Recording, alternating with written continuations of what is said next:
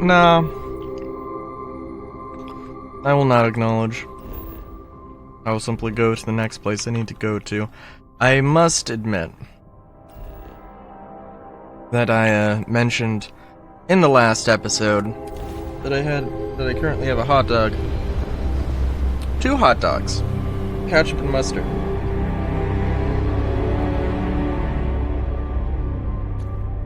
Took a bite, and now there's ketchup and mustard on my chest.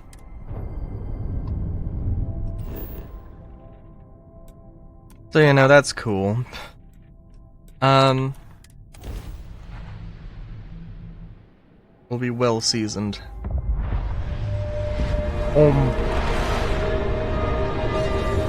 Hang on.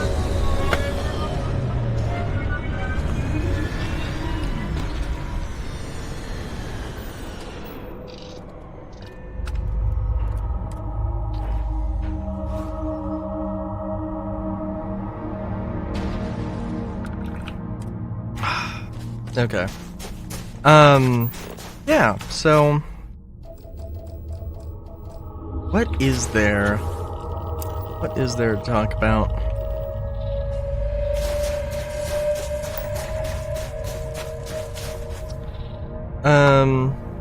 Star Citizen.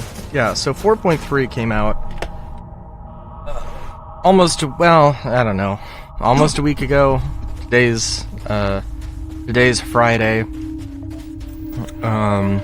And it came out last Saturday. Oh yeah, no, I guess that is how that works. I'm thinking of today as Thursday.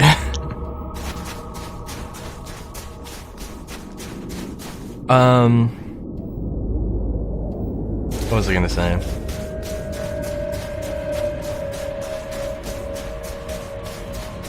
Yeah,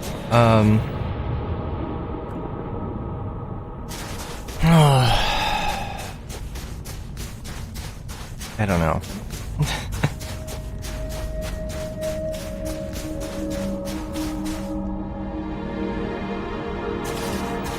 No, I do know. Yeah, so 4.3 has been interesting. Several reasons. There are a few interesting things. There's the wolf.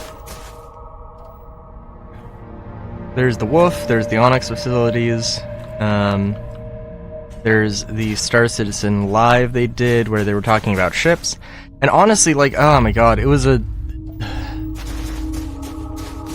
There have been some Star Citizen Lives that are like, they don't necessarily say a lot of information, but this one they did give a decent amount of information with, you know, the usual caveat of, you know, everything subject to change, blah blah blah.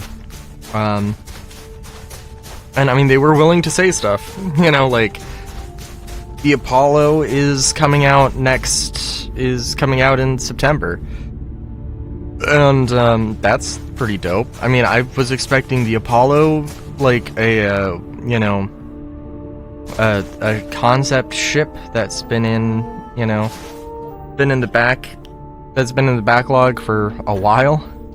I was expecting that to come out at IAE or something a little bit more grand, but nah. And honestly, that's pretty dope.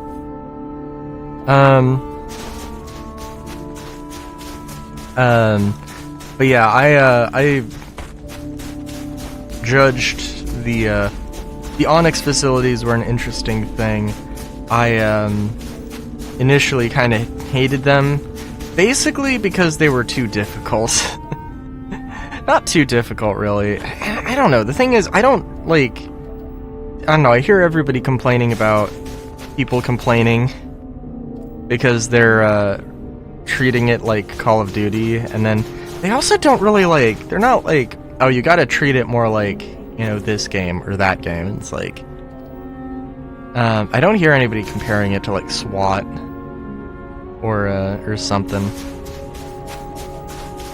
I think SWAT is I mean, it's not SWAT, it is definitely a lighter experience than SWAT, but,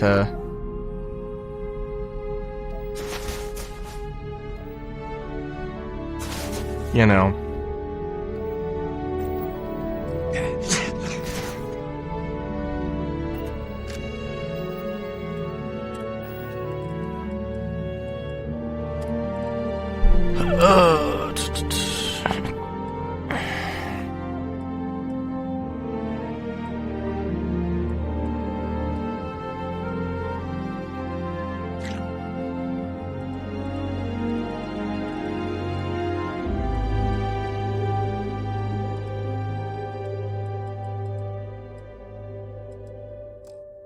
Oh, that was an interesting frame of having no chest. But yeah, the Onyx facilities are great. They're extremely cinematic. It is kind of a funny thing, because it's one of the things where CIG does not tell us everything, and people are left to speculate, and it's like, well, okay, this might be extremely obvious, like what the intention is here, though, but they didn't actually say it, so you don't know if that's true or not. And frankly, there are some times where, like, people make assumptions, and then CIG has said something about it, and then it's like, and it hasn't matched up, even though it seems like it would be an obvious thing. And I'm trying to think with the ships, I feel like there was something there.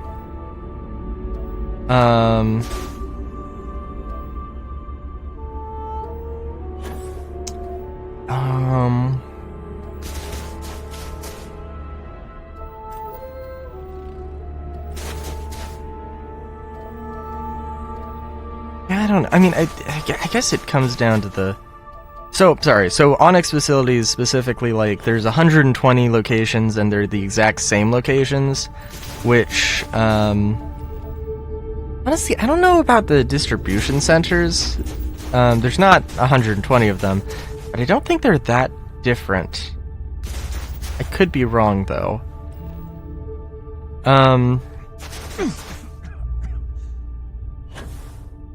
Because, in all fairness, I usually go to the same one whenever I gotta rep that Sakura-sun Goldenrod facility. But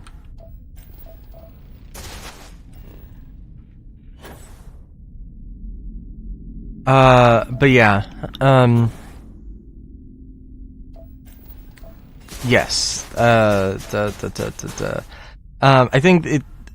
think there is only supposed to be one Onyx facility. They wanted to have this one facility be instanced, but because they wanted a PvE experience.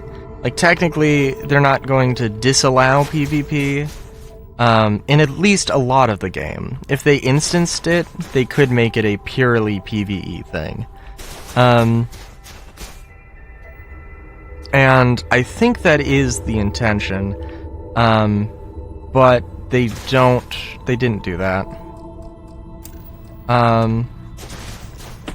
Presumably just because they could not get instancing to work super well. And they also probably want to have dynamic server meshing, before they do any instancing thing. I don't know if they necessarily want to, spool up a server dealing with... I don't know, maybe if they had a server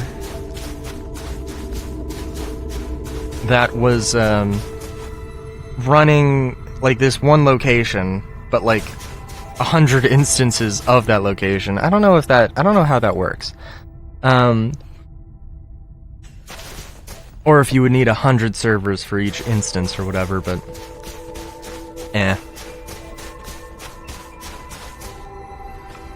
presumably not 100 servers for each instance. That seems insane.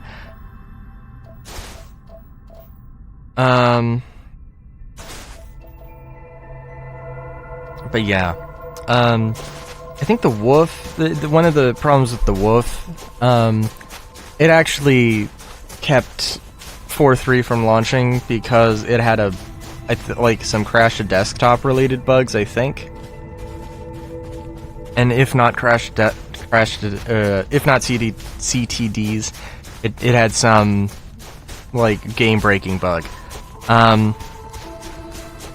associated with it, and it's just funny because they really wanted to get 4.3 out, because I think they wanted to do basically a patch each month, with the exception of like January and February, because that was like their planning phase.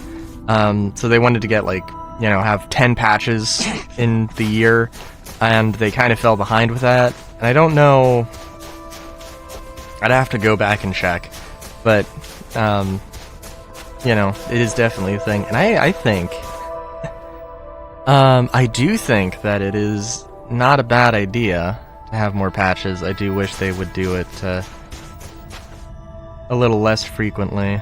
I think it would be great if they did like 6 patches. Maybe 8 patches, but I don't think 10 patches. I don't know how they would space out 8 patches, but eh.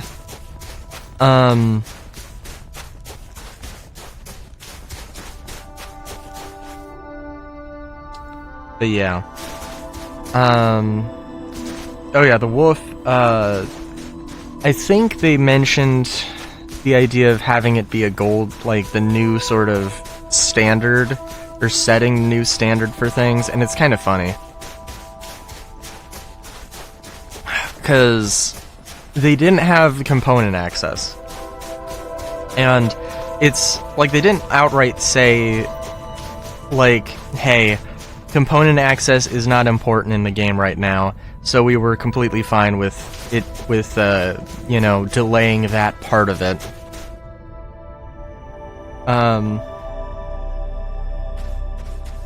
But that's still not really a great standard to set, I think, that, like, hey, we're, you know, totally willing to delay part of the development of this, for its release.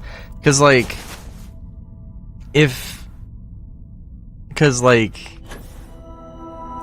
I mean, yeah, theoretically, I think, say that engineering had been in, and, like, physicalized components were, like, a bigger thing.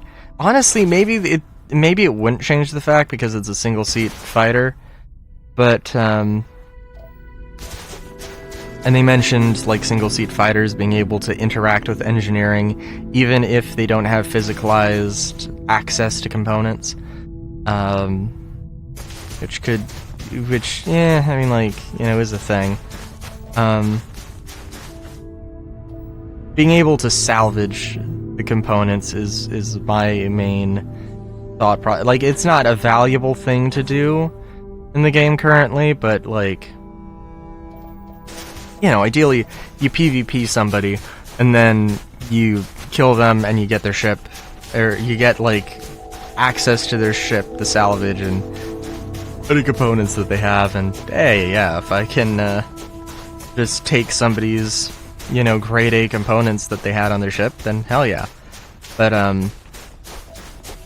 they also, the wolf has bespoke Gatlings, and it's so hilarious to me how close it is to the Talon. 2 size 4s, it can have 8 size 1 missiles, but the Talon can have, the wolf has bespoke size 4s, and the Talon can have, any modular, can have, you know, any size 4, aside from the bespoke gun, but, you know. But it, you know, has just the giant access to, you know, all kinds of guns. And, energy cannons, energy repeaters, ballistic Gatlins, ballistic cannons, whereas the wolf does not have that. And, you know, the Talon can have bombs. It can have 8 size 1 missiles, it can have 4 size 2 missiles, it can have 2 size 3 missiles, or it could have 2 size 3 bombs. Or small bombs, I don't know what the size thing is there, but yeah. So, like, the wolf is just a, like, more bespoke Talon. It's kind of funny. They also mentioned, they hinted at the idea that they were going to sell, like, weapon kits, presumably for the Meteor and Wolf, but they didn't exactly specify. So it could just be the Wolf, it could just be the Meteor, for all I know. Which I don't really like, because sell the fucking kits with the ship at launch. I mean, maybe some of them don't.